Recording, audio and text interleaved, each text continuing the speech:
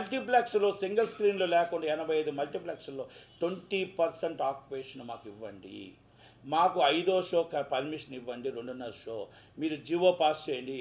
ఇది కొత్తగా చేయాల్సిన అవసరం లేదు. ఇంతకుముందు జీవో పాస్ చేసిన జీవోనే అమలు చేయట్లేదు కనుక దయచేసి తెలంగాణలో ఒక 1 మ్యాన్ షో అయిపోయింది. తెలంగాణలో 3 ఆఫీసులు పెత్తనం వెళ్తున్నారు. 3 ఆఫీసులు మాత్రమే తప్ప 4వ ఆఫీసు రానివ్వట్లేదు. ఇక్కడ ఒక సింగిల్ ఆర్మీ అయిపోయింది. ఇక్కడ మొత్తం మల్టీప్లెక్స్లో చిన్న సినిమా బతకట్లేదు. 300 రూపాయలు పెద్ద సినిమా చూడాలి, 300 రూపాయలు చిన్న సినిమా చూడాలంటే రావట్లేదు. ప్రతి గురువారం నాడు రేట్లు క్యూబుల్ డబ్బు కడుతున్నాం, శుక్రవారం నాడు ఏడుస్తూ వెళ్తున్నాం. దయచేసి మా ఏడుపుని చూడండి, మా కష్టాన్ని చూడండి. ఇది తెలంగాణ దాకా మాకు మీరు అర్థం చేసుకొని, మరి కోమటిరెడ్డి వెంకటరెడ్డి గారు మా బాధను అర్థం చేసుకోండి. మమ్మల్ని చిన్నవాళ్ళని బూచిగా చూపించడమే తప్ప మా కష్టం చూడరు వీళ్ళు. ఈ పెద్ద నిర్మాతలు 5గురు ఎవరైతే ఉన్నారో మేము కనబడం వాళ్ళకి. మా 5వ దాంట్లో ఏదైతే మాకు పెడతారో మాకు ఇవ్వరు. దయచేసి మీరైనా చూస్తారని, మీరు చేస్తారని, మల్టీప్లెక్స్ 20% ఆక్యుపేషన్ ఇస్తారని, అలాగే దయచేసి మాకు రేటు 100 రూపాయల రేటే పెట్టాలి. పాప్కార్న్ కానీ ఏదైనా 50 రూపాయల లోపే ఉండాలి. దయచేసి మీరు చేస్తారని త్వరలోనే మేమందరం చిన్న సినిమా నిర్మాతలందరం తమ దగ్గరికి వచ్చి మేము కలిసి చిరంజీవి గారి ఆధ్వర్యంలో చిరంజీవి గారికి చెప్పి మీ దగ్గరికి వచ్చి చిరంజీవి గారితో కూడా మాట్లాడించి మా కష్టాన్ని మీకు చెప్పుకుంటాం. మీరు ఎలాగైతే యూనియన్లో దయచేసి మీరు పాలుపంచుకున్నారో మా కష్టాన్ని కూడా మీరు పాలుపంచుకుంటే వారానికి 12 సినిమాలు రిలీజ్ అయ్యే చిన్న సినిమాలు సార్. మేము నెలకి రిలీజ్ అయ్యేది 50 సినిమాలు సార్. మొత్తం సంవత్సరానికి రిలీజ్ అయ్యేది యావరేజ్లో మా 250 నుంచి 300 సినిమాలు సార్. ఈ 250, 300 సినిమాలు క్యూబ్ డబ్బులు, యూఎఫ్ఓ డబ్బులు, పబ్లిసిటీ డబ్బులు కూడా రావట్లేదు. మేము ఈరోజు కార్మికుని కాపాడుతున్నామంటే ఈ చిన్న సినిమాలే. ఈరోజు ఇండస్ట్రీ ఉంటుందంటే ఈ చిన్న సినిమాలే. ఈరోజు నెల రోజులు థియేటర్లో మూతపడకుండా రన్ అవుతున్నాయంటే ఈ చిన్న సినిమాలే. కనుక ఈ చిన్న సినిమాని కాపాడవలసిన బాధ్యత మీ మీద ఉంది. అలాగే సేమ్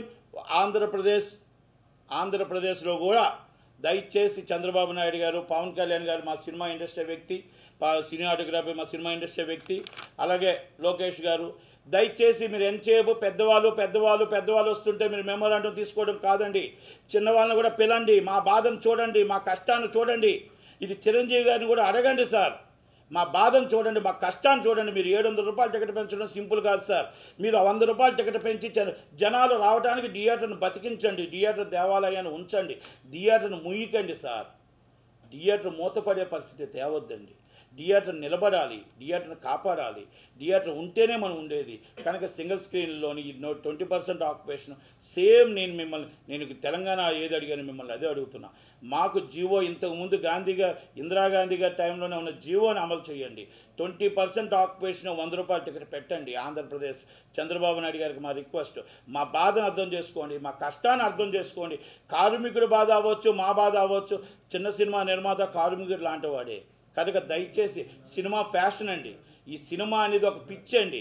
కంపల్సరీ తీయాల్సిన బాధ్యత ఉంటుంది. కాబట్టి ఈ సినిమాని మా బాధను అర్థం చేసుకొని మీరు పెద్దవాళ్ళు వస్తే మీరందరూ గేట్లు తెరిచి మీరు మెమోరాండం ఇస్తున్నారు కరెక్టే సార్. వాళ్ళకి మీరు ఏం మాట్లాడుతున్నారు సార్? రేట్లు వస్తున్నాయి, వాళ్ళు అడుగుతుంది రేట్లు ఇచ్చేస్తున్నారు. డబ్బింగ్ సినిమాలకు కూడా రేట్లు ఇచ్చాం సార్. డబ్బింగ్ సినిమాలకు రేట్లు ఇచ్చామంటే ఇంక అంతకన్నా దౌర్భాగ్యం ఏమైనా ఉందా సార్? ఈరోజు దయచేసి మీరు అన్నీ కూడా ఒక్కసారి చూసి మా బాధను అర్థం చేసుకోండి.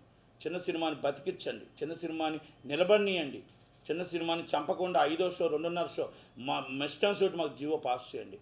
ఎందుకంటే మీరు సినిమా వాళ్ళు పవన్ కళ్యాణ్ గారు, మీరు సినిమా వాళ్ళు దుర్గేష్ గారు, చంద్రబాబు నాయుడు గారికి సినిమా విషయాలు అన్నీ తెలుసు, లోకేష్ గారికి తెలుసు, బాలకృష్ణ గారికి తెలుసు. దయచేసి మా కష్టాన్ని అర్థం చేసుకోండి. మేము త్వరలోనే చిన్న నిర్మాతలు అందరం మీ దగ్గరికి వస్తాం. మా బాధను మీ చిరంజీవి గారికి చెప్పి చిరంజీవి గారి ద్వారా మీ దగ్గరికి వస్తాం. మా కష్టాన్ని చెప్పుకుంటాం, మా బాధను చెప్పుకుంటాం. మా బాధను వినండి ప్లీజ్. ఎందుకంటే అక్కడ కూడా ఫెడరేషన్లు ఉన్నాయి, అక్కడ కూడా ఎన్ని ఉన్నాయి, యూనియన్లు ఉన్నాయి. వాళ్ళు కూడా కార్మికులను కాపాడాలి. కార్మికులు కాపాడాలంటే ముందు స్టూడియో కట్టాలి. కార్మికులు కాపాడాలంటే ఇన్ఫ్రాస్ట్రక్చర్ డెవలప్ అవ్వాలి. కార్మికులు కాపాడాలంటే డబ్బింగ్ థియేటర్ కావాలి. కార్మికులు కాపాడాలంటే అక్కడ నిర్మాతలు రావాలి. ఇవన్నీ మనం 1.5 year అవుతుందండి. గత 5 సంవత్సరాలు అలా పాడైపోయింది. ఫస్ట్ 2014-19 దాకా ఈ 5 సంవత్సరాలు జగన్మోహన్ రెడ్డి గారు ఇండస్ట్రీ నాశనం చేసేశారు. మనం 1.5 year అవుతుందండి.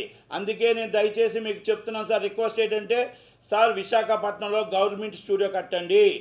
రాజమండ్రిలో గవర్నమెంట్ స్టూడియో కట్టండి, అమరావతిలో గవర్నమెంట్ స్టూడియో కట్టండి, గవర్నమెంట్గా స్టూడియో కట్టండి. అలాగే మీకు తిరుపతిలో గవర్నమెంట్ స్టూడియో కట్టండి. ఎవరో కడతారు, ఎవరో వస్తారు, ఎవరో చేస్తారు అనేది మర్చిపోండి సార్.